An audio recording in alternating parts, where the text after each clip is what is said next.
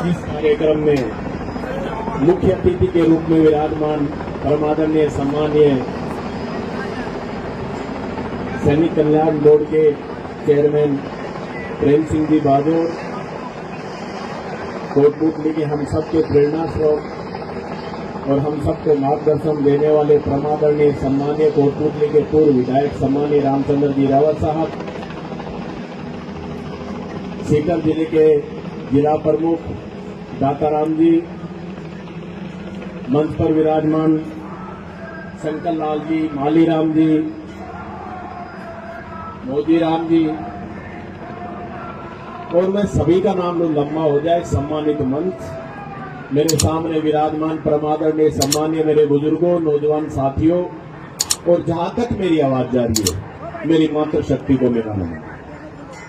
आज का जो कार्यक्रम आप लोगों के बीच हर वर्ष की भांति इस वर्ष भी बड़े धूमधाम के साथ आप सब लोगों की आस्था है, खासतौर से कुहाड़ा और उन पांचों बस्तियों को मैं धन्यवाद अर्पित करना चाहता हूं कि कोटपुतली क्षेत्र का नाम आपने पूरे राजस्थान में नहीं पूरे हिंदुस्तान में जो काम करने का जो आपने इतना बड़ा है ऐतिहासिक मेला भराने का कार्यक्रम किया। जब सुबह कोटपुतली से हम लोग निकले तो रोड के ऊपर जब चल रहे थे तो जिस प्रकार हम श्याम बाबा के रिंगस से जाते हैं, मेला भरता है, तो गाड़ी इस गति से निकलती है कि मानो 1 घंटे में 1 किलोमीटर भी तय नहीं कर पाती। उसी प्रकार से 11 बजे से चले हुए आपके बीच में 1-1:30 बजे के लगभग हम लोग पहुंचे। इतना जो हम सब में जो प्यार और सम्मान मिलता है, ये इसलिए कि आप जब भी आपके यहाँ कोई भी व्यक्ति आता है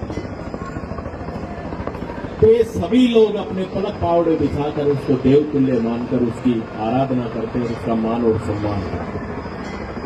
और मेले में जहां भी जैसी भी व्यवस्थाएं रहती है, हर व्यक्ति के पास एक व्यक्ति जरूर खड़ा रहता है।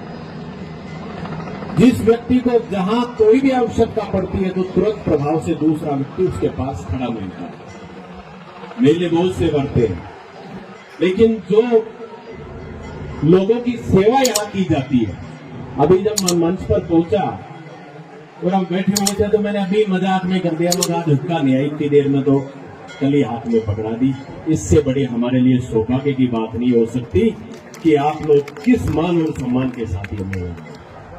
अभी मेरे से पहले रह और दाताराम जी, कोई भी ये सामाजिक मजाकों के रूप में आप लोगों को हंसाने का, मनोरंजन करने का कार्यक्रम जो रखा है, ये थी तो मनोरंजन के लिए। एक बार हमारे बीच में बैठे प्रेम सिंह जी, इन्होंने दाताराम जी की मिसेज को और खास तौर से जो इसी कोटपुतली की धरती की जो बेटी है उसको जिला प्रमुख बना दिया सीकर जिले का।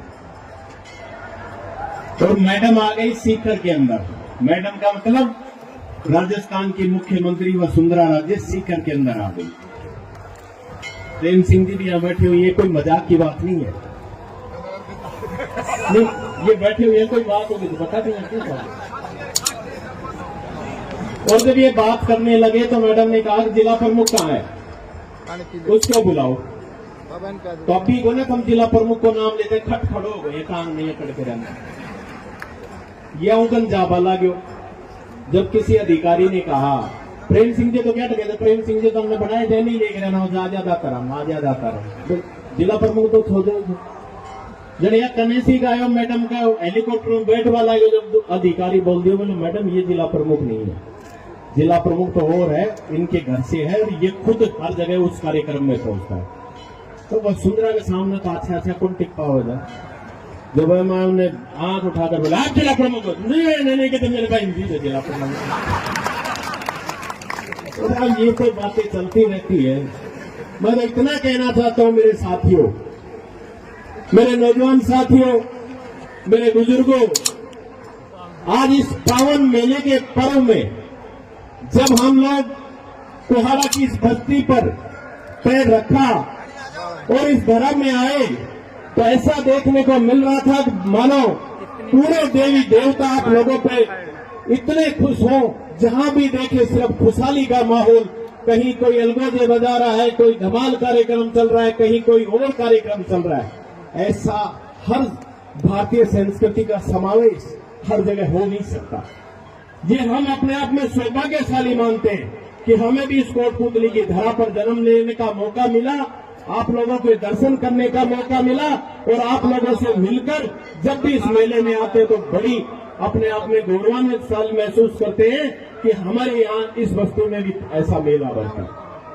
मैं तो आज ज्यादा लंबा नहीं कहते हुए इतना जरूर कहना चाहूंगा साथियों कि सदैव मैंने एक ही बात कही है और आज भी कहना चाहूंगा कि रामस्वरूप कसाना इस कोटपुतली की जनता के लिए बना है। ये बात अलग है कि मैंने जब कुछ भी नहीं किया तो आप लोगों ने राजस्थान की उस बड़ी महापंचायत में मुझे भेजने का कार्यक्रम भी आप लोगों ने के द्वारा चुना। मैं जब भी विधायक बना तो मैं सोचता था कि मैंने ऐसा कौन सा राजनीति में काम किया जिससे मैं विधायक बना, लेकिन वो समझ में नहीं आया। मैं कई बार एक मन में विचार करता था, परमपिता परमेश्वर से कामना करता था कि हे परमपिता परमेश्वर, मुझे इस कोटपुतली की जनता ने राजस्थान की उस बड़ी महापंचायत में भेजा, ये बात तो सही है, लेकिन मुझे इतनी शक्ति प्रदान करना कि जब मौका मिले इन लोगों को तो इन लोगों की सेवा कर सकूं, इन लोगों के सुख और दुख में काम आ सकूं, इतनी शक्ति प्रदान करना। साथियों, आप लोगों के लिए लड़ाई लड़ने के लिए सदैव रामस्वरूप कसाना तैयार रहता है। और जब आप लोगों को मौका, मुझे भी मौका मिला, आप लोगों ने बात कही तो मुझे भी आज अपने आप में गौरवान्वित महसूस करता हूं कि मैंने भी समाज के लिए जब आप लोगों ने एक आवाज लगाई तो मैंने कहा कि रामस्वरूप कसाना की राजनीति किसी पार्टी की मोहताज नहीं है। रामस्वरूप कसाना किसी पार्टी के लिए मोहताज नहीं था। अगर रामस्वरूप कसाना की राजनीति किसी व्यक्ति से या किसी समाज से है तो ये मेरे सामने बैठे हुए मेरे बुजुर्गों से, नौजवानों से, इनसे है। और जब मौका मिला तो मैंने कहा था, आज भी कहना चाहता हूं, जो कर्ज आप लोगों ने मुझे दिया, मैं इस जीवन में उस कर्ज को उतार नहीं सकता, लेकिन वादा करता हूं कोटपुतली की जनता से कि रामस्वरूप कसाना जब तक जिएगा आपका कर्ज नहीं चुका सकता, लेकिन समय पर ब्याज चुकाने का काम करता रहेगा। ये विश्वास दिलाना चाहता हूं। साथियों, आज फिर कहना चाहूंगा इस मंच के माध्यम से कि जब समय आएगा राजस्थान का इतिहास लिखने का तो कोटपुतली पीछे नहीं रहेगी।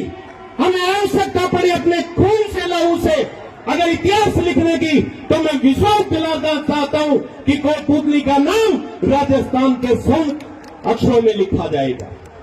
साथियों, एक बार एक जंगल में आग लगी और आग लगी तो सभी पक्षी उड़कर दूर चले गए। एक चिड़िया थी वहीं पास में एक तालाब था, उस तालाब के अंदर जाती और चोंच भर के और उस जंगल की आग बुझाने का काम करती। तो किसी दूसरे जानवर ने कहा कि क्या तेरी चोंच में तो तू पानी भर के ला रही है, क्या इससे इस जंगल की आग बुझ जाएगी? तब चिड़िया ने कहा, आज मैं आप लोगों के बीच में वही चिड़िया बनकर कहना चाहता हूं साथियों।